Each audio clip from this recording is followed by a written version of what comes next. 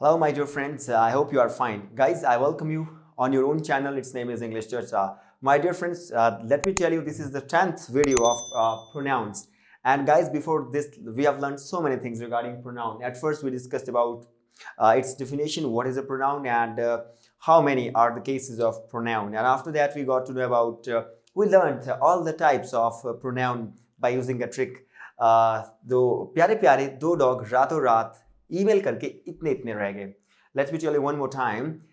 प्यारे प्यारे दो डॉग रातों रात ईमेल करके इतने इतने रह गए. दैट वाज रह गए. That was the trick and by that trick we can learn all the type of pronouns. Guys, let me tell you a few more things that we learned all the things, all the pronouns, all the parts of pronouns in a sequence, in an order. At first, we learned personal pronoun, after that possessive pronoun, after that demonstrative, distributive. After that, we moved toward possessive, and after that, we learned so many things like interrogative pronouns, and after that, we started indefinite also, and now we are learning relative pronouns. And guys, relative pronouns we have made 3 videos, part 1, part 2, part 3. part 1 में हमने सीखा who और whom का इस्तेमाल करना. और दोस्तों, मैंने आपको बड़े ही प्यार से और बड़े ही डिटेल से समझाया है कि who और whom का इस्तेमाल सिर्फ हम ह्यूमन बींग्स के केस में ही करते हैं, यानी मनुष्य के लिए ही करते हैं. After that we learn about after that we discussed about what का मतलब जो होता है, राइट, उसके बारे में बताया. और व्हाट हम थॉट्स के लिए इस्तेमाल करते हैं. I know what you are thinking right now. मुझे पता है आप जो सोच रहे हो. I know what you can do in your life. तो इस तरीके से, यानी जब व्हाट का इस्तेमाल करते हैं इंट्रोगेटिव प्रोनाउंस के तरीके से नहीं. इंट्रोगेटिव मतलब आप इन्हें स्टार्टिंग वाली पोजीशन पे लगा रहे हो. Who are you, what is your name. So that's not the case. That is not the issue. That is not the case with relative pronouns. तो जब हम रिलेटिव प्रोनाउंस की बात कर रहे हैं, बार बार बताया गया है कि हम हु, हुम, व्हिच, व्हाट, इन सभी चीजों को बीच में इस्तेमाल करते हैं. Not at the beginning of the sentence, in between the sentence. Sentence के बीच में कहीं इस्तेमाल करते हैं. तो हु और हु हमने सीखा. उसके बाद हमने बात की व्हाट और हुज की बात भी हमने की, राइट. सो हुज हमने बताया कि अधिकार जब बताना होता है तभी हम बात करते हैं हुज की. I know the girl whose hair are curly. Whose hair is curly, sorry, whose hair is curly. क्योंकि बालों को गिन नहीं सकते हैं क्योंकि बाल इतने सारे हैं. हाँ, अगर आप 4-5 बालों की बात करते हो तो उस कंडीशन में आप हेयर्स भी कह सकते हो. 5 hairs, 10 hairs, in that way. But या if you are looking just now, आप मुझे देख पा रहे हो तो आप कहोगे योर हेयर इज ब्लैक. ज्यादा नहीं है, आप इन्हें गिन नहीं पाओगे, इसलिए आपको हेयर कहना होगा, इज ही कहना होगा इसके साथ वर्ब लगा करके. So that is what I know the girl whose hair is black is curly in that way, right. So आज हम बात करने वाले हैं दैट और विच की. दोस्तों, मैंने बता दिया आपको दोनों का ही मीनिंग लगभग जो ही होता है, जो, ठीक है, जो. सो लिविंग थिंग और नॉन लिविंग थिंग दोनों के लिए इस्तेमाल करते हैं हम that. Same is the case with living और non living. Same is the case with this which को भी हम लिविंग और नॉन लिविंग के लिए इस्तेमाल करते हैं. दोस्तों, थोड़ा सा आपको एक कदम पीछे लेकर के चलना चाहता हूं. जब हमने बात की थी रिलेटिव प्रोनाउन में, बात की थी हु और हुम की, जो कि फर्स्ट पार्ट था रिलेटिव प्रोनाउन का, उसमें मैंने बात कही थी कि हु और हुम सिर्फ और सिर्फ आप पर्सन्स के लिए ही इस्तेमाल करोगे. लेकिन उसके अलावा जो चीज़ें बच गई, आसपास की चीज़ें बच गई, कुछ जैसे कि मैं बात करूँ टेबल, चेयर, ये बच गई, और ट्रीज ये बच गए, और डॉग्स बच गए, यानी कि एनिमल्स बच गए. उनके लिए क्या इस्तेमाल करते हो? उनके लिए आप इस्तेमाल करते हो विच. तो दोस्तों, विच का इस्तेमाल आप कहाँ करते हो? चीज़ों के लिए करते हो, और उसके साथ ही साथ आप किसके लिए करते हो? लिविंग थिंग्स के लिए भी. लिविंग थिंग्स कैसी?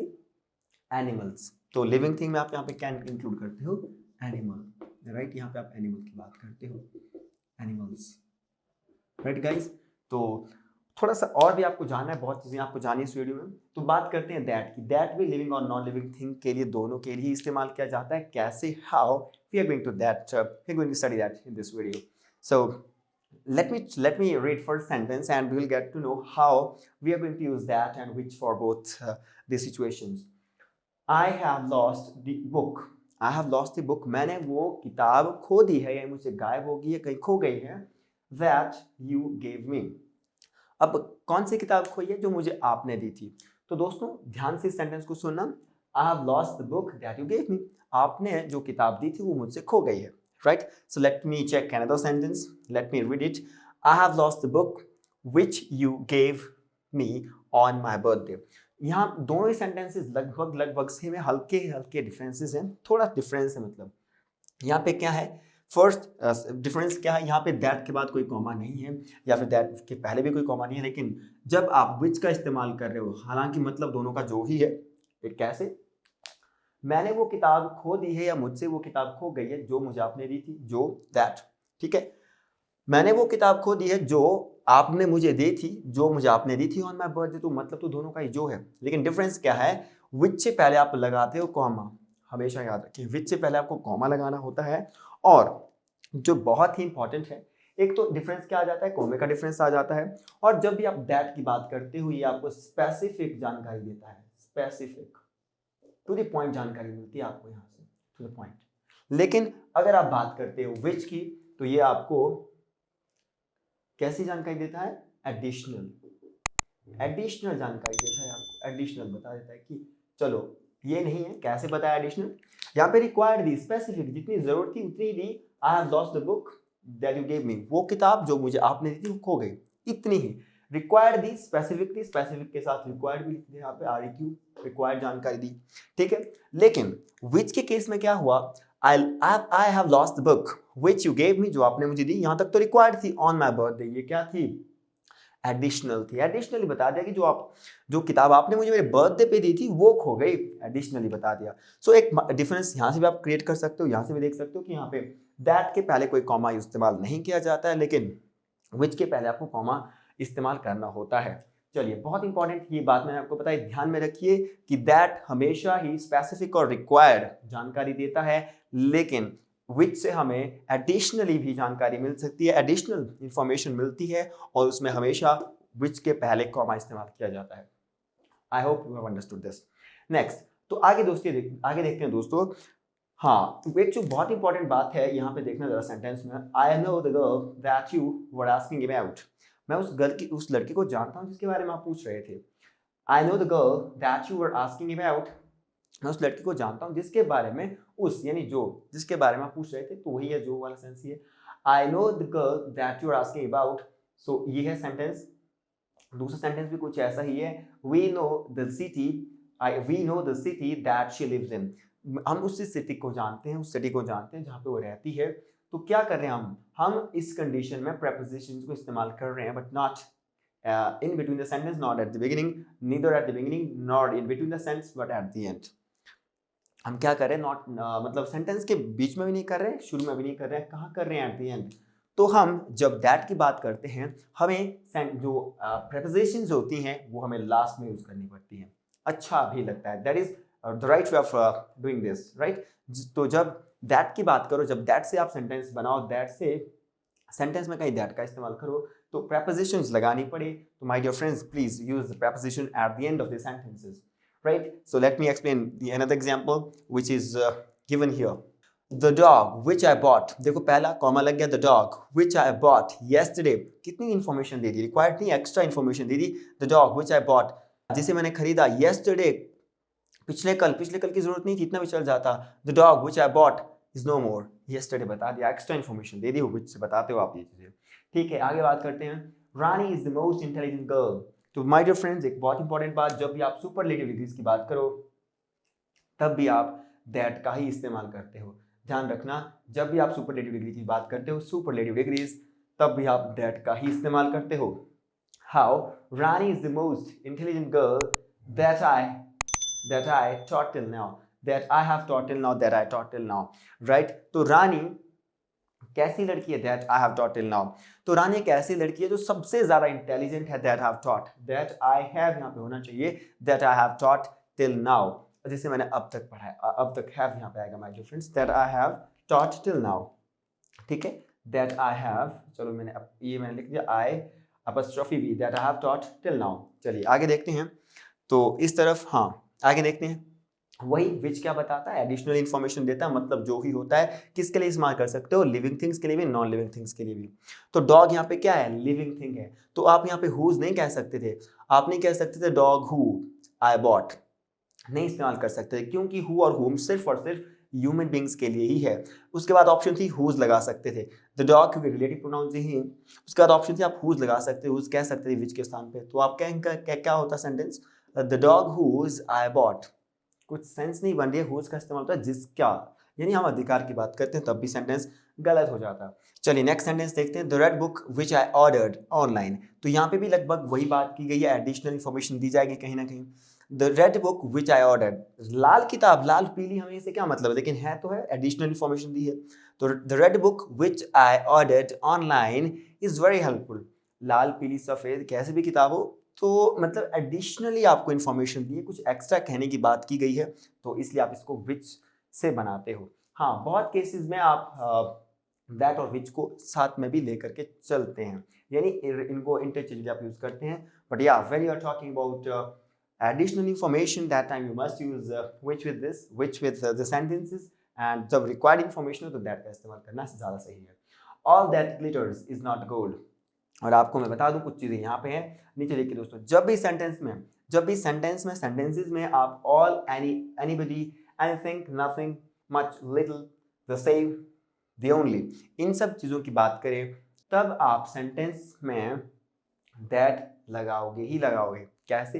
तब आप सेंटेंस में दैट का यूज करना होता है, आप विच का इस्तेमाल नहीं कर सकते। All that glitters is not gold, हर चमकने वाली चीज सोना नहीं होती, आपने सुना होगा। तो ऑल के साथ आपने क्या लगाया, दैट लगाया। All that glitters is not gold, हर चमकने वाली चीज सोना नहीं होती। सो एक और भी मुझे एक इस तरह की एक सेइंग याद आ रही है, uneasy lies the head that fears the ground, uneasy lies the head that fears the ground, इस तरीके से। So there was somebody, so somebody के somebody आया सेंटेंस में, जहाँ कहा था कि somebody के साथ आपको क्या लगाना है, चलो यहाँ पे नहीं है, somebody के साथ भी आपको that लगाना होता है। So there was somebody that raised the matter, वहाँ पे कोई था somebody, there was somebody that raised the matter, जिसने मुद्दे को उछाला, जिसने मुद्दे पे बात की, मतलब जिसने मुद्दे को रेज किया, ठीक है, रेज किया, उसने मुद्दे पे बात की, मतलब उसने मुद्दे को उठाया, right. So there was somebody that raised the matter. So ये है, तो समबडी के लिए भी आपने क्या इस्तेमाल किया, दैट। सो हमने क्या सीखा, सुपरलेटिव डिग्रीज के साथ भी आप दैट लगा रहे हो, सुपरलेटिव डिग्री के साथ भी आप दैट लगाते हो, राइट। मोस्ट, सुपरलेटिव डिग्री, और सुपरलेटिव डिग्री से पहले द भी आता है, ये भी इंपॉर्टेंट बात कही। और जब आपको रिक्वायर्ड या स्पेसिफिक इन्फॉर्मेशन की बात की जाती है तब आप दैट लगाते हो, रिक्वायर्ड और स्पेसिफिक इन्फॉर्मेशन के लिए। लेकिन अगर आपके पास एडिशनल इन्फॉर्मेशन हो, आप चीज़ों के बारे में ज़्यादा कह रहे हैं, बढ़ा चढ़ा करके कह रहे हैं, कहने का मतलब, तब आप विच का इस्तेमाल करते हो, और विच के साथ हमेशा कॉमा का भी इस्तेमाल करते हो, ध्यान रखें, ठीक है, राइट। अब ये देखते हैं यहाँ पे, आई लॉस्ट द फोन, मैंने फोन लॉस्ट कर दिया, मुझसे गायब, मुझे कुछ हो गया है फोन को, ठीक है। विच वॉज गिफ्टेड, जो गिफ्ट किया गया था, हम चाहते सेंटेंस ये पे खत्म कर सकते थे, तो विच के बजाय हम क्या कहते हैं, I lost the phone that was gifted. Additional information है टू मी, मुझे जो गिफ्ट किया गया था बाय माय फादर। इतनी सारी इंफॉर्मेशन हमें कैसे मिली, एडिशनली मिली, इसीलिए हम इस्तेमाल कर रहे हैं विच। और इसके साथ साथ आपको व्हाट और हु के साथ भी आपको दैट का ही इस्तेमाल करना होता है। कैसे, how to do that, what is there that can not be done, ऐसा क्या है जो किया नहीं जा सकता, what is there that can't be seen, ऐसा क्या है जो इसे देखा नहीं जा सकता, right. What is there that can't be think, ऐसा क्या है जिसे सोचा नहीं जा सकता, ठीक है। हु के साथ बात करते हैं, who is there that you were going with, आप वहां पे कौन था जिसके साथ आप जा रहे थे, कुछ इस तरीके से। तो अगर आपको इंफॉर्मेशन स्पेसिफिक दी है तो दैट का इस्तेमाल करें, अगर आपके पास इंफॉर्मेशन थोड़ी सी एक्स्ट्रा है, एडिशनल इंफॉर्मेशन है, सो प्लीज विच का ही इस्तेमाल करें। एक बहुत इंपॉर्टेंट बात जो मैं आपको एट द एंड बताना चाहूंगा वो ये है कि आप विच का इस्तेमाल पर्सन्स के लिए भी करते हो। कैसे, अभी तो बताया था कि हु और हुम, पिछली वीडियो में भी यही बताया था कि हु और हुम से ही आप पर्सन्स की बात करते हो। लेकिन गाइज जब आपके पास सिलेक्शन की बात हो, जब आप कोई चीज़ों को सिलेक्ट करते हो, किन चीज़ों को सिलेक्ट करते हो, तो उस केस में आप विच ही लगाते हो, यानी विच से ही सेंटेंस फॉर्मेशन करते हो, सेंटेंस को फॉर्म करते हो, सेंटेंस को फ्रेम करते हो।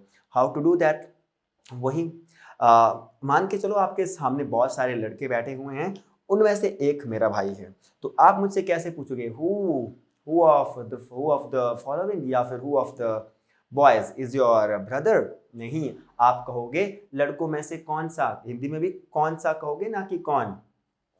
आपका लड़कों में कौन है, आपका लड़कों में कौन है भाई, या इस तरीके से, या आपका लड़कों में कौन भाई है। कौन नहीं कहते हैं आप कहते हैं आपका लड़कों में आपका कौन सा भाई है। ठीक है, इस तरीके से कुछ कहेंगे। आप कहेंगे लड़कों में आपका भाई कौन सा है, यानी कौन सा, यानी विच कहेंगे आप। इंग्लिश भी वैसे ही कहती है, तो आप हु ऑफ द बॉयज नहीं कहेंगे, आप कहोगे विच of the boys is your brother, right, इस तरीके से। तो इसी तरीके से आप कुछ और भी सेंटेंसेस बना लेते हो, जैसे which of the following players has won the champion trophy, right, कुछ इस तरीके से, right. Which of the following boys has won the prize in the examination, कुछ इस तरीके से, right. Which of the following boys has won the game, कुछ इस तरीके से। तो आप सिलेक्शन के केस में क्या इस्तेमाल करते हो, विच का इस्तेमाल करते हो। ध्यान रखें, उस कंडीशन में आप हु और हुम से सेंटेंसेस नहीं बनाएंगे। सो दोस्तों, ये हमने आज हम इस सीरीज का एंड करते हैं। हमने जितना आपके लिए हो सकता था आपके लिए प्रोवाइड करवाया। अगर आपका कोई सवाल रहता है किसी भी प्रोनाउन की किसी भी वीडियो से, आप आस्क कर सकते हो। So bye for now, and now after this one we are going to start next series that will be for adjectives. So guys, see you there in adjectives. Till then, bye bye, and keep learning, keep supporting us. Bye bye.